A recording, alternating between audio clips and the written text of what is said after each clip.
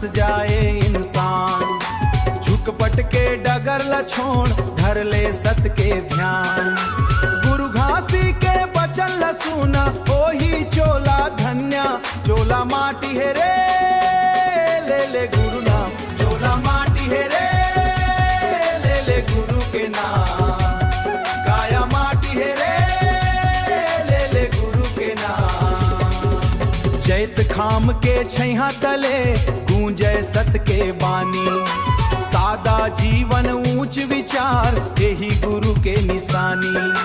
मन खे एक समान देह संदेश महान।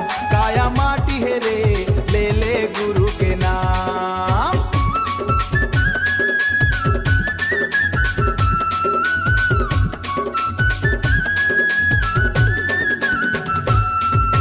धन दौलत हर संग नहीं जाही, जाही करम कमाई। सत के रता मचल बे जब मिल ही सुख बड़ाई। अंत समय मां संग रही तो गुरु के अमर बानी। चोला माटी है रे ले ले गुरु नाम। चोला माटी है रे ले ले गुरु के नाम। काया माटी है रे ले ले गुरु के नाम। अंधियारी मन के मिट जाही जब सतनाम गुण लगावे।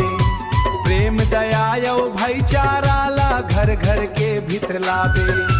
गुरु के महिमा लगावत जाबो भर ले मन मा ज्ञान। चोला माटी है रे